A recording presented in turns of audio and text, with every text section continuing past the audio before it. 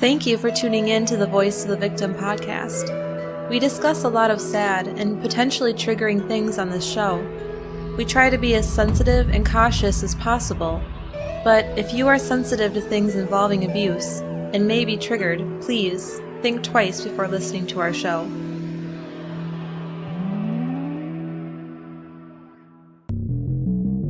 There are over 700,000 sexual offenders in the United States alone. With all social media these days, how can we protect ourselves and our children from these despicable predators?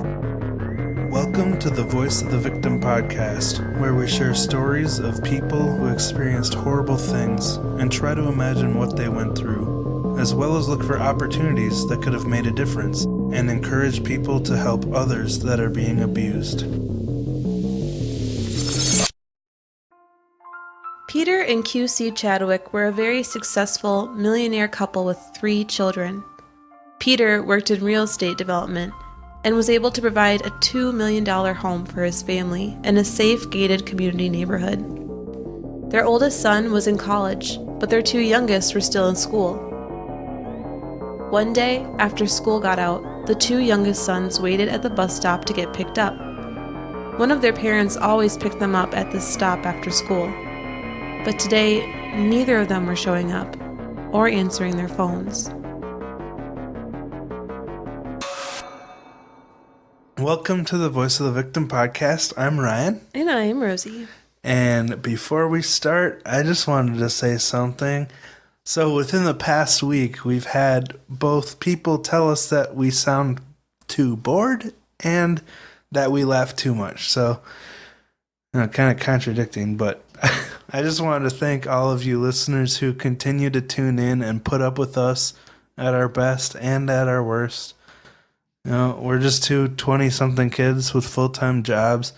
We're passionate about sharing these stories, but sometimes we record when we're tired, and we're sorry if it comes across as a lack of interest. And also, with the things we talk about, it doesn't always feel right to sound like passionate or expressive, Mm-hmm. But we will work on trying to be more interesting. And I did sound bored because I was really sick. So, oh, yeah. So there. That's why. It's because I was feeling like poop. Anyway, just wanted to say that.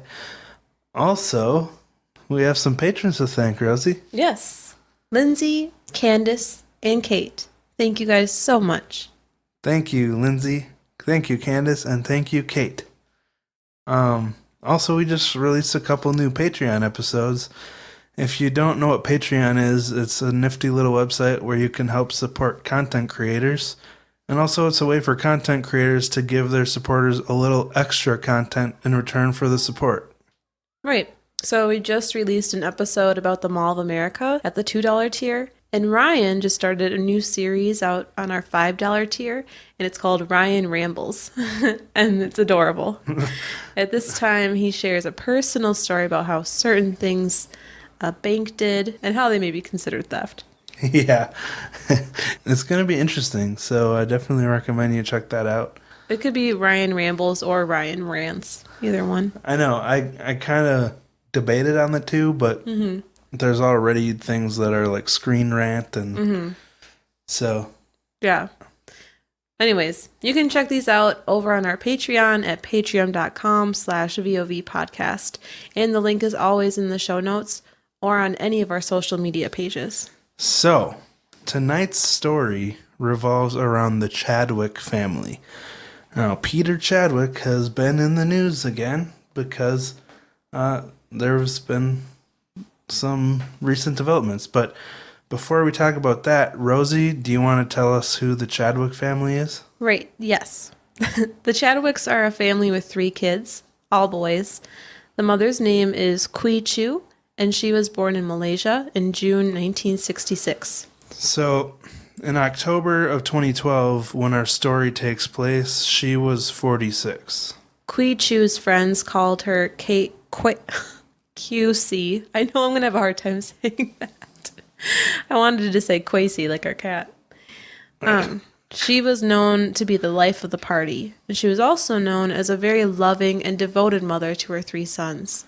The father, Peter, was born in England in 1964. So he was 48 in 2012. Peter possessed dual citizenship between the UK and the US. Both of them came from very wealthy families. Eventually, both Peter and QC ended up in the United States, and they met in college when they attended Arizona State University. You having a rough time with QC? Yeah, it's a hard letter. Oh, I'm sorry. I don't know what my problem is. Well, QC was out of her comfort zone at this college. She was still adjusting to the Western world customs and lifestyles because, she grew up in Malaysia and she didn't even know English yet. So Peter helped her out, and so far this is a pretty cute little love story. Mm-hmm. The two of them started spending more and more time together, and their friendship blossomed into something more romantic. In 1991, they got married and settled down in Newport Beach, California, which I hear is amazing. They bought a $2 million home in a gated community, and it was known to be very safe.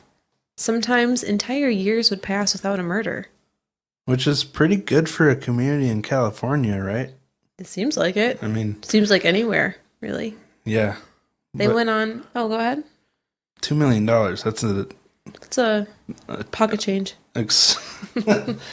Yeah, that's what I was going to say. Pocket change. Mm-hmm. They went on to have 3 children, all boys, and QC pushed them to do well in school and sports. By all accounts, they were a very successful and well-off family. So Peter carried on his family's legacy of working on the back end of real estate development. And the couple seemed to be very well off. Basically, they were millionaires. They have a $2 million house. Also, Peter was able to work from home, and QC could be a stay-at-home mom. So it sounds like a pretty perfect situation where they could spend a lot of time together as a family and as a couple. Yeah, sounds like the dream. I wish I could be a stay-at-home cat mom. Cat mom. You'd probably get pretty bored. I would. Let's fast forward to 2012. Their oldest son was away at college. The 2 younger sons were able to ride the bus to school from the bus stop near their community. Every day, one of their parents would drop them off and pick them up from the bus stop. On Wednesday, October 10th, 2012, they waited at the bus stop for one of their parents to pick them up, like they did every day. But it was taking longer than they expected. They started trying to call their parents, but they weren't getting any response. So naturally, they began to worry. Then, a neighbor that knew the family was driving by the bus stop and saw the boys standing out there. She realized that they should have been picked up by now and pulled over to see why they were still there. The boys said they had no idea what was going on and that neither of their parents were answering. So this would be a really scary situation. I know when I was a kid, I worried so much about my mom. Like, I had to know at all times where she was and, know that she was safe because it was, my biggest fear to lose her, Aww. And these boys were probably a bit tougher than I was as a child, but this is still one of those moments where your heart sinks, not knowing why your parents aren't responding to you. So, after hearing the boys' dilemma, the neighbor gave them a ride back to her place and continued trying to call their parents. But Peter and QC were completely silent. Nothing like this had ever happened before, so the neighbor decided to call the police for a welfare check. So a few hours had passed. It's now 7 p.m., and these boys still have no idea where their parents are. I can't imagine the helpless feeling. At 7 p.m., the police arrived at the Chadwick home and knocked on the door. But again, there was no answer. The police tried the phones again, and Peter's phone seemed to be off because it went straight to voicemail. But QC's phone rang with no answer. So this gave them the probable cause they needed to enter the home and see what the heck was going on. And when the police entered the home, everything seemed to look pretty normal, although there were some sandwich-making ingredients left out on the counter. Sandwich-making ingredients. Yeah, well, there were no specific details, but I'm guessing bread. Mayo. Yeah, bread. I guess bread can stay out, though. Well, it gets stale if it's not wrapped. Mm-hmm. But this is strange because, I mean, most sandwich stuff needs to be refrigerated, but it was just sitting out on the counter looking like it was just forgotten about. But police continued to make their way further into the house, and when they entered the bathroom, they found a little more suspicious evidence. Yeah, there was broken glass from a vase near the bathtub. So it looked like there was some kind of struggle in there. In the bathtub, the police found what looked like blood residue near the drain. So that obviously doesn't look good. And as they continued into the house, they found a safe wide open and completely empty. So could this have been a robbery gone wrong? These are interesting things. Yeah. The vase, blood residue. Like, if just stumbling upon this scene, at first you're like, if it was a robbery, why would there be blood unless something went really wrong? So it must have just been a weird scene to come across and trying to figure out what happened. They found that the door from the house to the garage was left open. The family had a minivan and a silver Lexus SUV. Now, the minivan was there, but the Lexus was missing. So maybe someone robbed them and got away in their Lexus, but then there's the blood and the people are completely missing. So would a robber waste time taking people with him? Like, the scene just doesn't make much sense. No, but the robber made the right choice by taking the Lexus and leaving the minivan. That's a good point. The police tried calling the phones again, and they heard QC's phone ring, and it was in the house, plugged into the charger. Baffled by the scene and wanting to figure out what was going on, police pulled security video footage from around their community, and they actually saw the Lexus leaving the home around 1:30 p.m. And it appeared to be Peter driving the car. The car never returned to the house in the rest of the footage. So, What? this is really strange. Why would this guy leave the house and have no contact with his kids? Well, the next morning, around 5:30 a.m., there was an interesting call placed to 911. It was Peter calling from near the Mexican border. He told police that he had been through quite an ordeal that night. Peter said that he had hired a man named Juan to do some painting in the house. He said that he asked Juan to paint a banister in the home, and then he left him to go do some work in another part of the house. But then Juan ended up drowning Peter's wife, QC, and killing her. Around 11 a.m., he put her body in the car and kidnapped Peter. He said Juan drove him to San Diego. Then he and his friend Chi moved QC into a pickup truck, told him they were going to cut her up, and left him with his Lexus. Okay, this is horrible.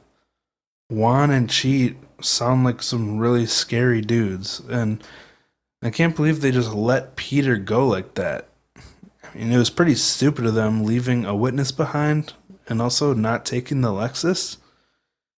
And it's also odd that they'd kill her but not him. And I'm really curious what the motivation was behind this. Like, they drowned her, drove around for 16 hours. I mean, Newport Beach is less than 2 hours from San Diego. So, like, what were they doing?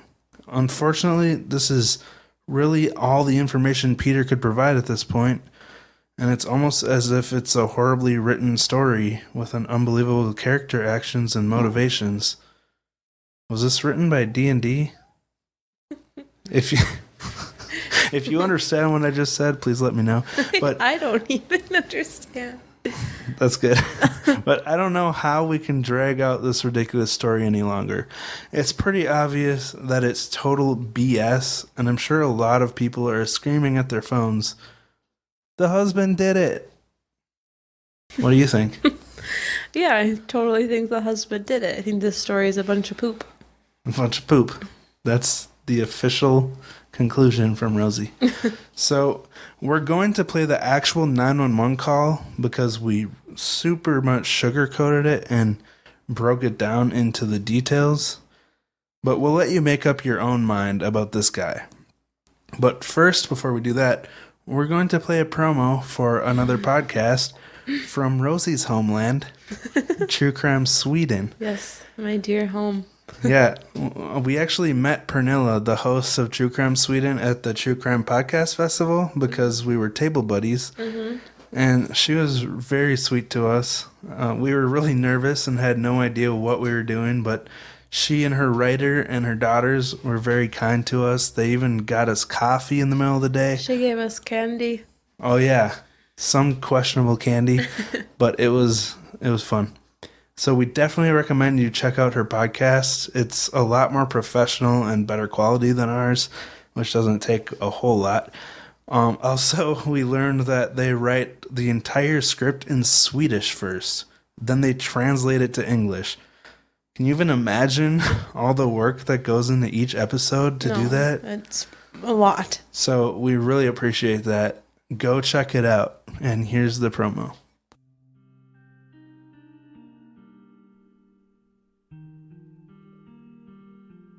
Hi, I'm Pernilla, the host and creator of True Crime Sweden, a podcast that brings you crazy, scary, and unbelievable crime stories from the peaceful country of Sweden.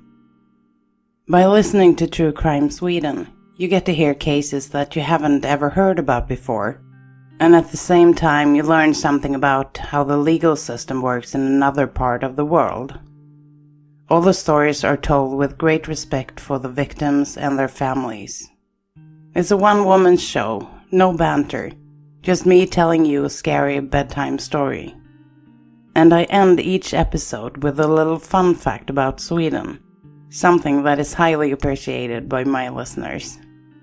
If this sounds interesting, head over to your podcast provider of choice and search for True Crime Sweden. I hope to see you. Bye! Or as we say in Sweden, hej då!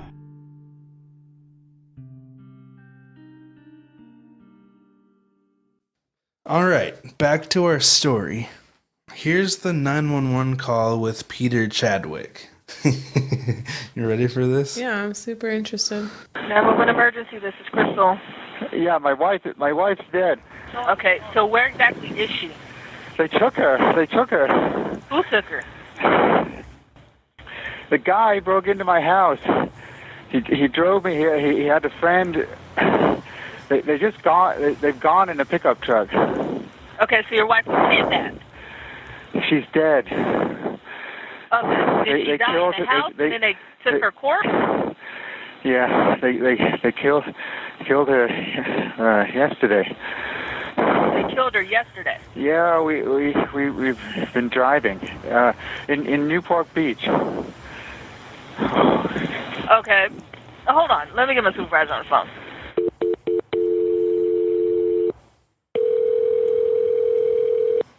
He said that his wife is dead, but somebody broke into the house and stole and he took her. Yeah, Okay, what? Found her. Who is he? Juan. Juan. How do you know Juan? I picked him up to look at some painting work at the house. I brought him to the house. And when did this happen? Yesterday, middle of the day. Yesterday in the middle of the day. And when did she die? Yesterday, middle of the day. Okay, and where is she now? Like 11. They have her body. They said they're going to cut her up. Who has her body? Juan and Chi. Okay, so when she died at 11 o'clock, they took her? Yeah. They maybe put her in the car. How do you know she's dead? She drowned. What? Her body was stiff even. I've been driving with them. They say they're going to cut her up. What's your name? Peter Chadwick.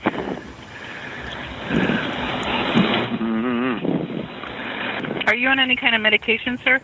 Not heavy one. Okay. It's not bad. Okay. Because I think they're going. They might be going to Mexico or somewhere. Okay, but this happened yesterday at 11. You're now calling us at 5:30 in the morning. I know. I want you to get him. Yeah. Okay. They're here. Okay, go talk to him. Yeah, so what the heck do you think of that? That was so weird. And when he was like, She's like, "Are you on any medications?" He's like, "It's not that." Yeah. Okay. So clearly he's, making stuff up as he goes. Yeah, when he's like, she drowned. And they're like, what? She drowned? How do you know? They had to keep digging the story out of him, and he had to keep thinking about, like, everything while he was saying it. Yeah. It was so obvious. Okay, well, just minutes after making this 911 call, police arrived at Peter's location and picked him up for questioning.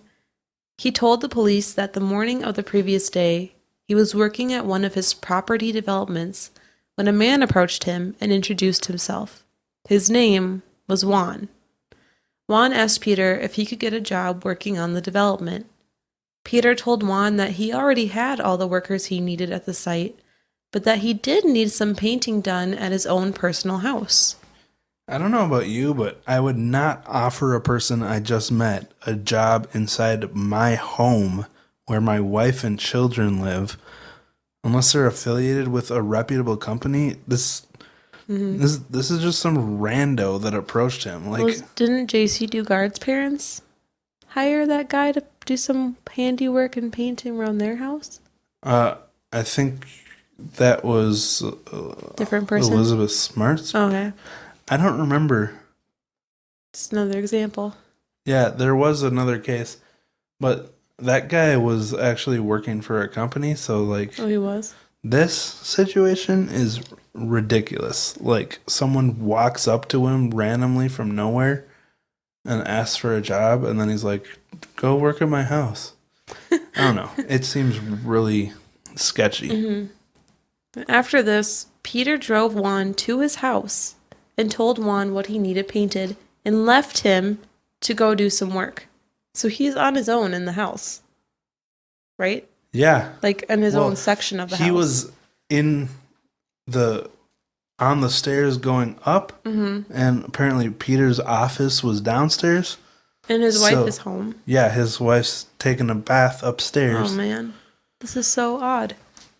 Again, this is Peter's story. So Peter went downstairs to his office, like you said, and left Juan upstairs to paint a banister.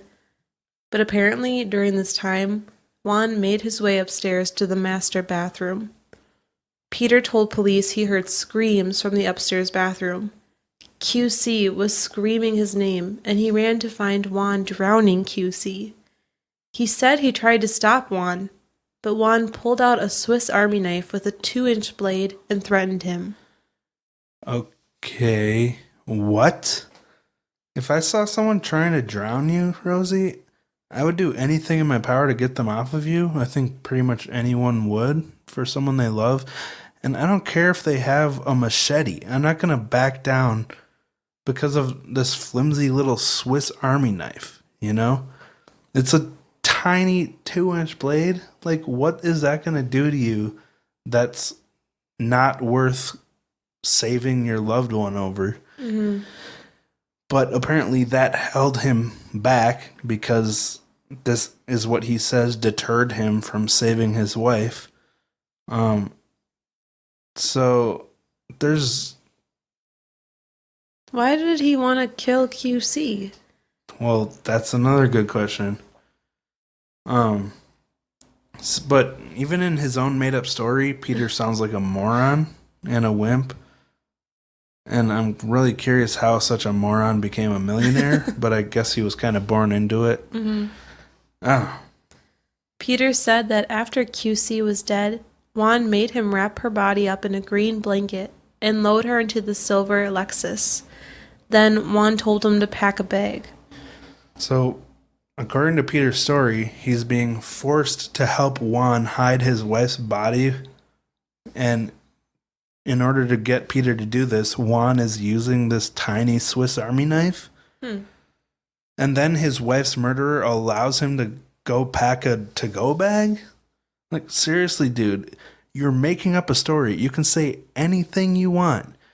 Why didn't you say this guy was holding a Glock to your head or something a little more intimidating? But what really gets me here, though, is that it's obvious whatever happened, Peter did it. But he's describing the murder and theft of his own wife and showing almost no emotion. He's pretending to cry, but there's no tears. I mean, how disrespectful to QC's life. Peter goes on to tell police that Juan held the knife to him and forced him to drive to the Mexican border. Again, that footage they pulled, this guy wasn't visible in that footage. So, there's that. Juan makes Peter stop at an Arco. Are you supposed to say ARCO? No, I think it's just Arco. Arco gas station in San Diego. Then Juan called up his buddy Chi, and Chi showed up, driving a blue pickup truck. They moved QC into the truck and left Peter behind. Right. Police examined Peter's body and found it covered in scratches and bruises and a bite mark on his arm.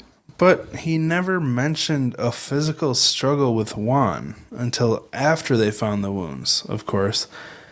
Then he said they were from a struggle with Juan, but Peter, I thought you were afraid to go near the big bad 2-inch blade and save your wife. The wounds appeared to be from someone trying to scratch and fight their way out of a bad situation. Sadly, based on the evidence, it really appeared that Peter drowned his wife, QC, and she tried really hard to fight her way out of it, even biting him, trying to save herself. But this cold-hearted moron took her life. After the police brought up the fact that his story didn't match his injuries or make any sense in general, Peter called his lawyer and quit talking. It's also worth noting that during the police interviews, he never once asked about the welfare of his children. Now that's a huge red flag to me. These are the children he completely ditched and abandoned to go dispose of his wife and then make up a story about. It's so cold-hearted to just abandon them like that. So, why the heck would he do all this? Well, as police searched the home during his interviews, they found QC's wedding ring. Of course. If Juan really took her, why would he leave something so valuable behind? I mean, these were millionaires. I'm sure it was a fantastic ring, but it makes a lot more sense that Peter would leave it behind so he could sell it later. They also found a handwritten piece of paper in QC's closet, and her handwriting detailing the search history of Peter's computer. Well, that's weird. Yeah. On the list was Chinese massage girls escort, Tijuana escort girls, divorce Vicky Tran, California. I'm guessing Vicky Tran's like a lawyer, divorce lawyer? Probably. And the two most interesting, abortion cost in California and how to torture. What the heck? Yeah, why would anyone need to look up how to torture? But these searches, along with the fact that QC discovered them and wrote them down, it's very suspicious. And it's possible QC was pregnant and Peter didn't want to keep the baby.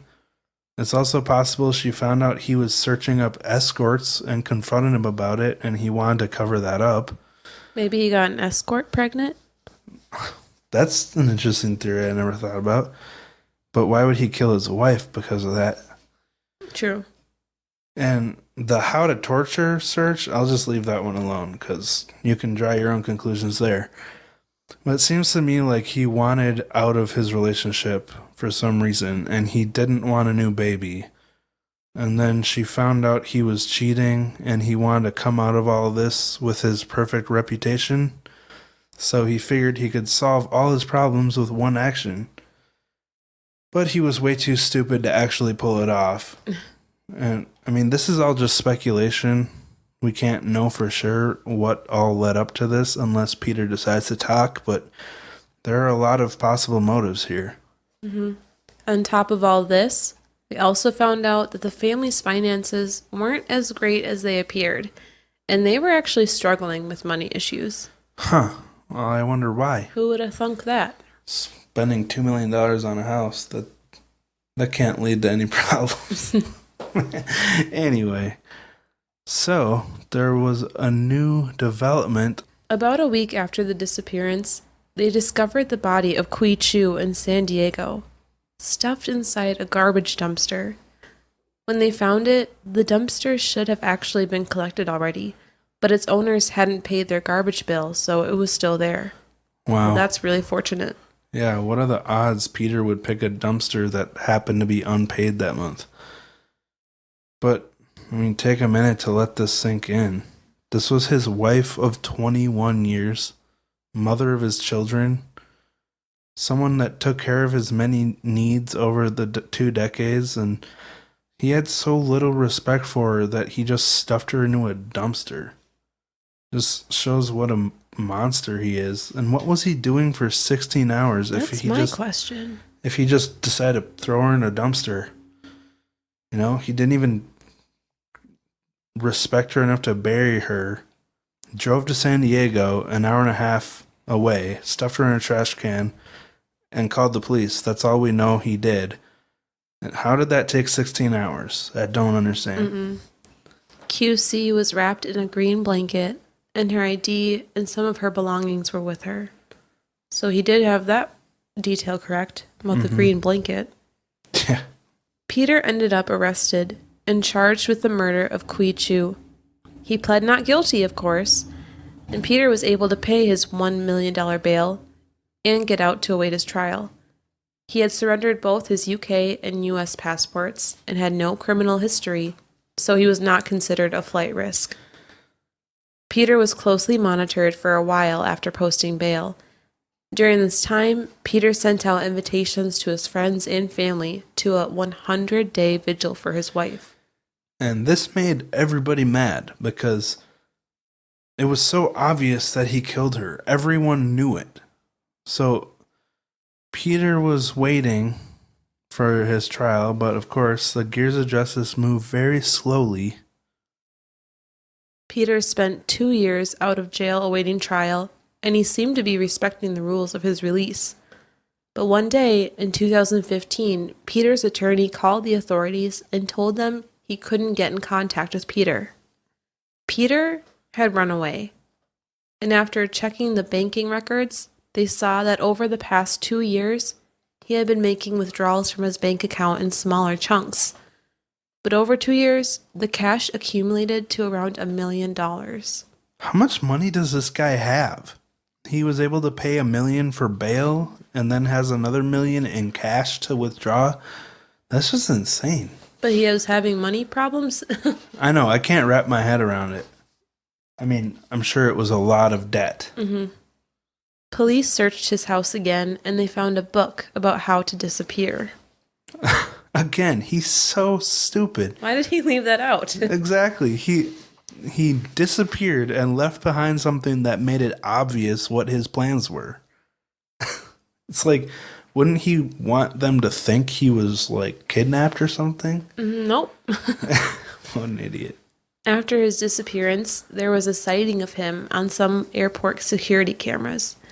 There was a video of him walking out of an airport bathroom and getting into a taxi. But the really goofy part is that he never walked into that bathroom. What?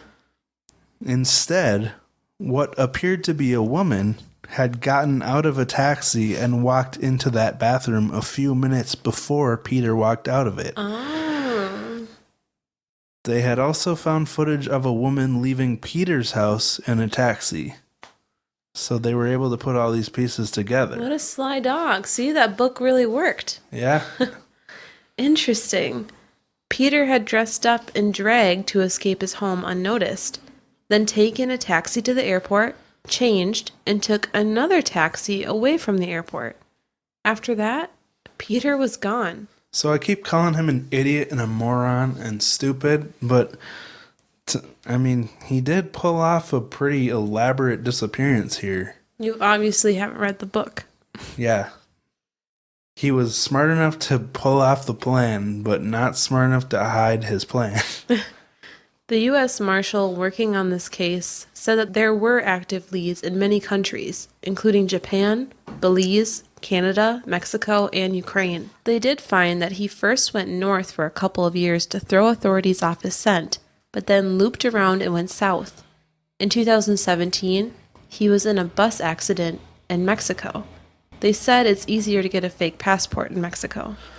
So, I mean, there were like legit spottings of him, but they were never able to actually catch him. So this story ran on several news outlets. People were on the lookout for him. Cambo actually covered this guy on True Crime Island, asking people to help find him. And there was even a podcast made by the police working the case. And the reason we decided to cover this is because there's been a new development. Chadwick had moved up to the U.S. Marshal's most wanted list. The police department working his case even produced a 6-part podcast based on the story to generate tips about Peter's whereabouts. In it, they flat out said, "Peter, we are coming for you." And their work paid off because they eventually received a crucial tip that helped them find him. Yay! He was found and arrested in Mexico. Now, Peter faces charges that can lead from 25 years to life in prison. Yeah, and between the murder and being on the run for 5 years, I'm sure he'll get life. But you never know. It's just such a senseless waste of life, and I'm sure they could have worked out a better plan for their issues if they would have just communicated. I mean, murder is such a... It never needs to resort to that. There's always a better option. Oh, so you would have gone with the plan B of talking it out? Yeah, I would hope so. But, I mean, whenever things are so bad that someone feels the need to murder their spouse, maybe it's time to get some professional help. And these poor kids, they lost their mother suddenly. And their father. He just ditched them. Yeah. That was after they found out their father was responsible and didn't really seem to give a crap about them or their safety.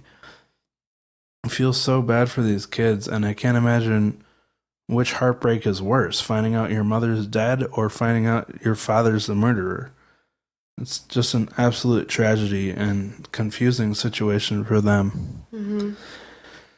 So, we talk about a lot of really tragic things. Last week's episode was really somber, and for good reason. But we want to lighten things up a little bit because what better way to honor the dead than to enjoy the life we still have? And in this situation, there is so much to make fun of about the idiotic way this guy handled everything. So we're going to dissect the 911 call and make fun of this idiot a little bit. Okay. So Rosie, I kind of broke up the call into its different parts, and we all just heard it. But do you want to walk us through what happened again? So the first thing he does is say, "My wife's dead," with no sign of emotion at all. And I don't like to judge how someone should react when they're in a tragic situation like this, but you'd think he'd show some emotion while he's telling the police that his wife is dead. Right. But the call goes on. He goes on to say, They took her. And when they ask, who took her? He has to pause and think for a couple of seconds. Then he just says, "The guy broke into my house. He drove me here, and he had a friend. They're just gone in a pickup truck." So they ask him who it was, and it really seems like he doesn't know what the name of the person is because he had to think for a couple seconds and then starts giving information she didn't ask for instead of saying what the name of the person was. Mm-hmm. And then he makes it clear later on that he knows the name, but why wouldn't he say it right away? I don't know. Unless he was making it all up on the spot. Mm-hmm. The 911 operator asks, "So your wife was kidnapped?" And he says again, with no emotion, "She's dead." And she asked, "They got in the house and they took her corpse?" And again, hesitating, he says, "Yes, they killed her yesterday." It's so obvious that he's making most of this up on the spot. It's like he made the call thinking he'd just tell them she's dead and hang up. But then while he was talking to her, he realized that they need a little more detail, and he tried to spin this monstrosity of a story. And we're only 45 seconds in, and he still hasn't mentioned Juan. She asks, "They killed her yesterday?" And he responds, "Yeah, we been driving on Newport Beach." Then there's a pause, and she says, "Okay." And that's weird because he was in San Diego. So why did he say Newport Beach? And then she asks him to wait so she can get her supervisor on the phone. Then the original operator explains the situation and that Peter had said he took her.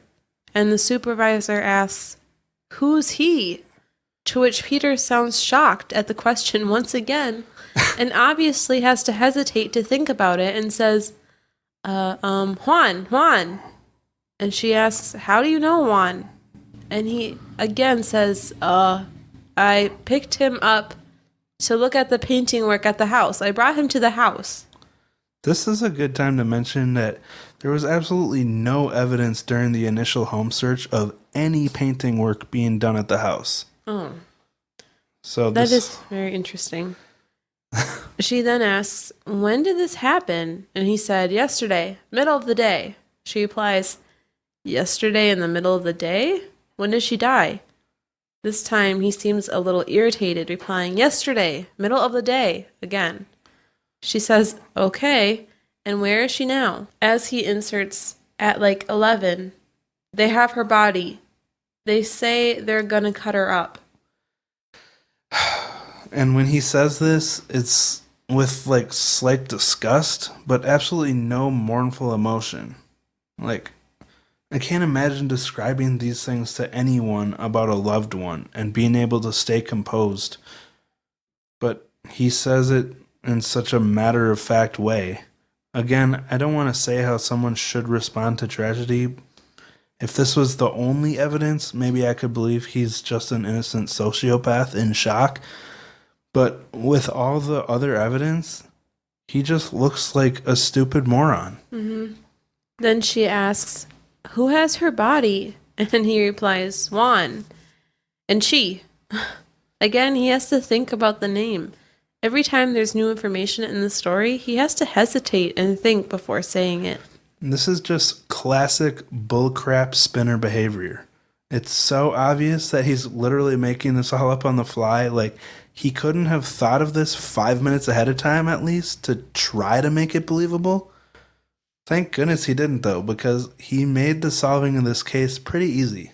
The 911 operator was really skeptical and said, "Okay, so when she died at 11 o'clock, they took her?" And he hesitated again, then said, Yeah, they made me put her in the car. Then he just stops talking and breathes heavily. I took this part as the part where he realizes he really messed this up. He's talking to the police, and he's screwed, and he knows it. The operator was just over it at this point and knew that he was full of it, so she asks him, "How do you know she's dead?" And he says, She drowned. Still very aware that he messed this up. She replies, "What?" Audibly frustrated with him. And he says, "Her body was stiff even. I've been driving with them. They said they're going to cut her up." Okay, I googled this. It takes a body 3 to 4 hours to become stiff, but he tells this like it's all happening quickly.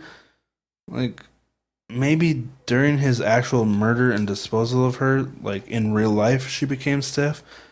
But there's no way she was stiff right after Juan supposedly drowned her and then forced him to carry her to the car. Also, I really need to get a VPN because the stuff I Google sometimes is really sketchy. Anyway, the 911 operator knows where this is all going, so she just flat out asks him, "What's your name?" He tells her, then there's some silence, and he makes this weird, nervous humming noise. I like that. I like that weird, nervous humming noise. Yeah. And this leads her to ask him, "Are you on any kind of medication, sir?" And he replies, "Not any heavy ones." She says, "Okay." Yeah, and right here he realizes that she thinks he's a nut job, which is accurate, but he quickly blurts out, "It's not that." He knows that this call is not going the way he wanted it to. He says, "I think they're going. They might be going to Mexico somewhere." Here again, he goes back to completely matter-of-fact speak, and he has absolutely no emotion about two weirdos driving into another country with his wife's corpse. The operator speaks again, completely over this guy's BS, saying, "Okay, but this happened yesterday, though at 11 o'clock, and you're now calling us at 5:30 in the morning."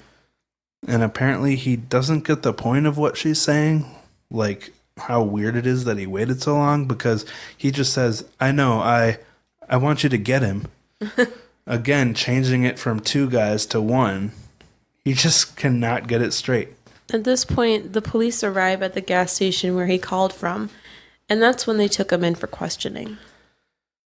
It's crazy how he's just weaving this story and also trying to cover certain bases, like saying they made him carry her out to the car just in case they found her DNA on him, possibly. When I first heard this story, before they got him, it was just so enraging. And it still is, but now that he's in custody, it's a bit more satisfying to talk about, knowing that he'll actually be held accountable. Mm-hmm. Like, I wouldn't be joking about his 911 call if he wasn't caught, but now that he is, it's funny what an idiot he is. But how could he do this to his wife? Like I mentioned before, he's been with this person forever. I mean, 2 decades is a long time. We've only been married 6 years, and it feels like we've been married forever, you know? Like, I don't know. To me, it does. In a good way? In a good way. Like, I can't imagine life without you now, is what I meant. But then there's the kids. And to think about what these kids are going through, it's heartbreaking. And if you kids ever hear this, I'm so sorry you had to live through that. It's so unfair to you. And I hope you're able to heal. Just hang in there. And if you ever do want to share your voice, you're always welcome to reach out to us. But that wraps up this story. Mm-hmm. Yeah, thank you for listening this week. If you enjoy our show, please let us know with an email or a review. Also, consider supporting us on Patreon. Your support makes such a huge difference to us. Yeah, and also, just want to remind you guys, we got 2 new Patreon episodes up this week.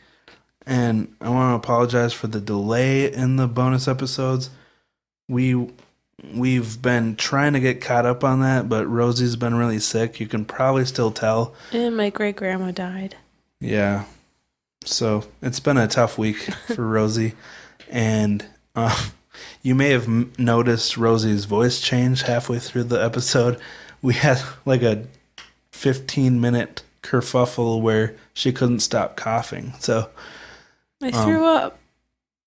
Yeah. Well, I think you just had like a reflex to the mucus in your throat because you're not used to that. Yeah. But hopefully... I'm still on the mend.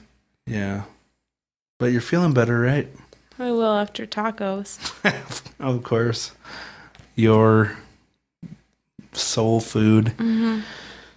So anyway, yeah, thank you for being understanding about us being behind on Patreon episodes and Patreon packages. We are sending them out. They're out.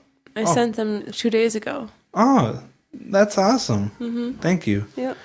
We probably have more to send now, though. So. Well, we gotta wait a little bit. But yeah, that's right. So links for all of that, Patreon and whatnot, will be in the description. And you can also follow us on Instagram at VOV Podcast, Twitter at VOV Pod, Facebook at Voice of the Victim Support System. And also our email is vovpodcast@gmail.com. And you can get a shirt or mug or other cool stuff at our Threadless store. Yeah. vovpodcast.threadless.com. Check out our new design. Yeah. Rosie is on our shirt now. So the link to that is in the show notes. Did you tell people about your shirt design yet on the main feed? I don't know. I just was dinking around on my phone and I I figured out there's a portrait mode on the iPhone, and I was playing around with it, and then I liked what I saw, and then I made it into a logo because I thought it looked kind of cool. Yeah. I don't know. It was just for fun. Yeah, it's a very, would you call it grassroots design? I don't know. I mean, you just basically made it on accident and you really liked it, but that's really cool. Yeah. I mean, that's how great art is born, right? One accident. One accident at a time. Mm-hmm. So, it's been a few weeks since we've shared reviews. Mm-hmm. So, we have a couple very sweet reviews to share this week. Yeah. So, Rosie, do you want to read one? Sure. The first one's a 5-star, entitled "Love It." It says, "I love that you guys are focusing on abuse, which needs brought to light more." I think it. I think it meant they meant needs to be brought to light more. Okay. As a survivor of dysfunction and abuse, it's very relatable, and I've really enjoyed the listener stories, and Ryan and Rosie's personal stories really touched my heart. Keep up the heart work. Parentheses hard. Love from Seattle, Bridget. Ooh, Seattle. Our favorite place. I love Seattle. One of our favorite places. So, thank you, Bridget. That's very sweet. Sorry I butchered that review, Bridget. No, you've been having a rough night. So, the next one is entitled Love, Love, Love. Aw, they both have love in the title. You guys are so awesome. It says, "This podcast is great on so many levels. I strive to have this sort of relationship with my honey. This couple tells stories amazingly well and is really making sure victims are not forgotten. The stories they tell are always to the point without a lot of unnecessary chatter, and personally, I love the cat stories at the end." 5 stars from Lens18 from the United States. Thank you so much. Thank you. We didn't have a cat story, did we? No. I know they're being pretty boring these days. Well, he does, this is just a little detail about Burrito, but he has this cat tower that... His bowl. Yeah, it has a bowl on top, and he likes to lay in the bowl, and then as we walk by, he swats us with his claws. I think it's like fishing, really. It's just waiting for us to walk by. Oh, true. Yeah. But yeah, it kind of hurts sometimes, but it's cute. Both of them are in here right now. Well, 2 out of 3. Oh yeah, they always have to be in here while we're recording, which you've all probably noticed. But anyway, that's it for this week. So, thank you so much for listening. And Rosie, you have anything else to say? I can't believe I made it. I know, me neither. And we're gonna go to tacos now. Yes. All right. So thank you for listening, and we'll talk to you next week. Bye.